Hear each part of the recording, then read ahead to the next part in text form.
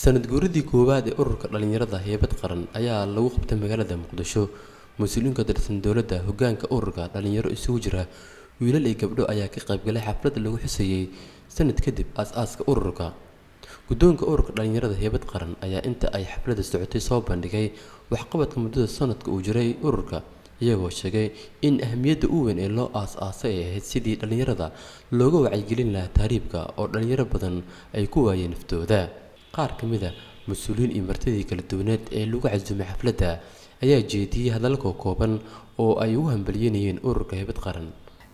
waxaan goobjoog u ahaa dhalinyarada oo qayb ka ahaa barnaamijyo badan oo isxilqaan ah, activity badan qabana, wasaaraddii ku xiran, diiwaan gashan, wacyigelin sameyna. sida arrintaas marka waxay ku timid iskama imaane, waxay ku timid shaqo, waxay ku timid firfircooni, waxay ku timid ka go'naasho ay ka go'an tahay inay rabaan inay wax qabtaan. waxaan rabaa inaan fursaddan uga faa'iideysto inaan ku dhiirigeliyo dhalinyaradu.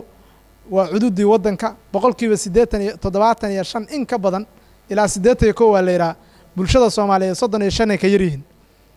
meeshaas waxaa idiin muuqata dadka Soomaaliyeed inay dhalinyaro yihiin soo ma waxaan leeyahay sanad guurada ururka heybad qaran. waxaan leeyahay mar labaad iyo mar saddexaad hambali waad mahadsantihiin, inkastoo khudbada kadib laga dhigay.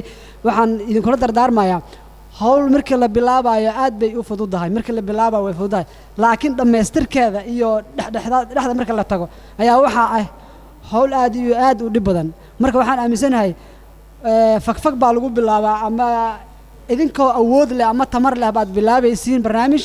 waxaan idinkula dardaarmayaa in aadan caajisina oo aadan naaqusinina hawsha aad bilowdeen ee aad halkiina ka sii wadaan. haddii aan danteen laga fikirin la isfaquuqayo, sidee baan facay ula tartami fashil baan ahaaye. magacaygu soo firidhba iyo falsan noqon maayo, fadhigaygu meeshuu ahaa soo la furan maayo. fahma male dadkaygo waxaad faraqa haysaane, ka fogaada faa'iida male ficilada baas. gudoomiyaha ururka dhalinyarada heybad qaran Maxamed Cabdi Raawul ayaa ugu mahadceliyay martidii ka qayb galay sanad guurada ururka, waxaana uu sharaxaad ka bixiyay muhiimadda loo aasaasay ururkan. waxaan kaloo u mahadcelinayaa dhammaan inta jecel horumarka ururka heybad qaran. ururka heybad qaran waxaa la aasaasay 1 year ago ama hal sano ka hor. ujeedka loo aasaasana waxay tahay waxaan aragnay baahiyo badan in loo qabo. baahida koow waxaa ka mid ah inaan aragnay in dhalinteenna badda ay ku tahriibayso. ujeedka loo aasaasay ujeed kale ma ahayn.